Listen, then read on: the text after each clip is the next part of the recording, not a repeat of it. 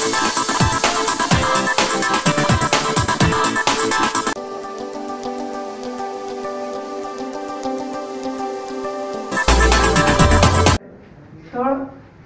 प्रख्यात शाळा क्रमांक 28 चितोड नाका मिल परिसर प्रताप नगर पण म्हणतात त्याला धुळे।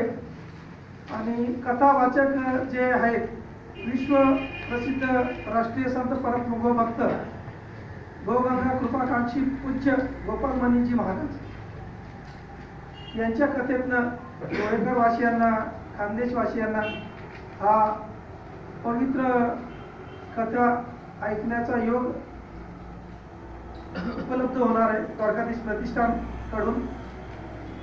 तरी माझी विनंती आहे की सर्व धुळे जिल्ह्यातल्या गौभक्तांनी जनतांनी सर्व धर्मातल्या सर्व जातीतल्या लोकांनी जमावे आणि या पवित्र कार्यक्रमाचा लाभ घ्यावा यासाठी एक पत्रकार परिषद आयोजित करण्यात आली। तर माझे पत्रकार बंधूंनी जे प्रश्न विचारले त्याला आमचे संध्याकाळी दुपारी 3 वाजेपासून तर 7 वाजेपर्यंत एक पवित्र गौकथेचा कार्यक्रम आयोजित केलेला आहे।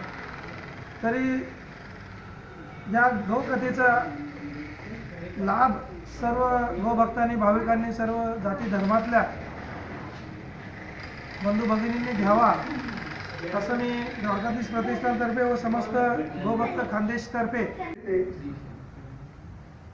या गौकथेच्या आयोजनासाठी ही पत्रकार परिषद आयोजित करण्यात आली की जेणेकरून आपल्या माध्यमातून हा पवित्र कार्यक्रम चांगल्या प्रकारे प्रदर्शित व्हावा आणि जनमानसापर्यंत जनतापर्यंत पोहोचावी ही बातमी की गोपाल मनी महाराजांचं जे ध्येय आहे की गो हत्यामुक्त भारत, त्यासाठी गोपाल मनी महाराजांनी ही गोकथा आयोजनासाठी द्वारकाधीश प्रतिष्ठानला प्रमाणित केलेलं आहे। त्यांचं जे प्रमुख 5 मागण्या आहेत त्याच्यात गौमातेला राष्ट्रमाता घोषित करून स्वतंत्र मंत्रालय स्थापित करावे असं शासना दरबारी त्यांची मागणी आहे। तीच मागणी द्वारकाधीश प्रतिष्ठानची पण आहे, पहिल्यापासूनच आम्ही ती मागणी लावून पकडलेली आहे। आणि एक दुसरी मागणी, त्या मागणीसाठी आम्ही द्वारकाधीश प्रतिष्ठान जवळपास आतापर्यंत कालपर्यंत 74 गावांमध्ये या गोकथेसाठी लोकांची जनजागृती व्हावी, या गोकथेला लोक जमा व्हावेत म्हणून हा जो दुसरा मुद्दा आहे हा शेतकऱ्यांसाठी फार महत्त्वाचा आहे। कारण गाईच्या गॅस व शेणाचा जो गॅस असतो त्या गॅसमध्ये मिथेन गॅस असतो, त्या मिथेन गॅसच्या माध्यमातून त्याचा वापर करून डिझेल आणि पेट्रोलची समस्या जी आहे भारतात इतर देशातनं मागवावं लागते, त्या देशाच्या समोर नतमस्तक व्हावं लागतं देशाला। त्यासाठी गुरुजींनी ही जी 2 नंबरची जी मागणी केलेली ही फार जबरदस्त मागणी आहे। आणि मिथेन गॅस हा विकल्प आहे पेट्रोल डिझेलसाठी,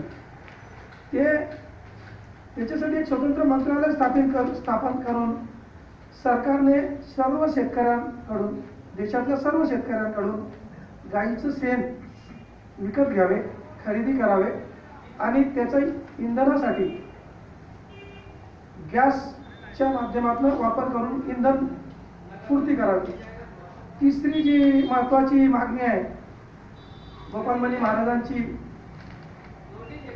त्यात भारतीय हिंदुस्थानाच्या ज्या गायी आहे, आपल्या देशाच्या नसल्याच्या ज्या गायी आहेत त्यांचं संरक्षण करून त्या गायींचं गावठी गाय म्हणतो आपण त्यांना, ते जवळपास 33 प्रकारच्या गायी असतात, त्या गायींचं संरक्षण करून त्यांचं फार मोठ्या प्रमाणात कत्तली होत आहे, त्याचं संरक्षण करून संवर्धन करून त्या गायीचं दूध ज्याप्रमाणे सुगडी वाटली जाते सरकारी कोट्यामधून, त्याचप्रमाणे गायीचं दूध लहान लहान मुलांना सरकारतर्फेच दिला जातो। चौकामधल्या धुळे जिल्ह्यातल्या कानाकोपऱ्यातले गौभक्त सर्व धर्मातले लोक येऊन त्या गौकथेचा आनंद त्यांनी घेतला होता। त्याच्या रस्त्यावर बसतात आणि अनावधानाने काही ठिकाणी गाईचा ॲक्सिडेंट होऊ शकतो, अपघात होऊ शकतो, रात्रीच्या वेळेला काही ठिकाणी लाईट नसतात, आणि समोरून येणाऱ्याला ती गाय दिसत नाही.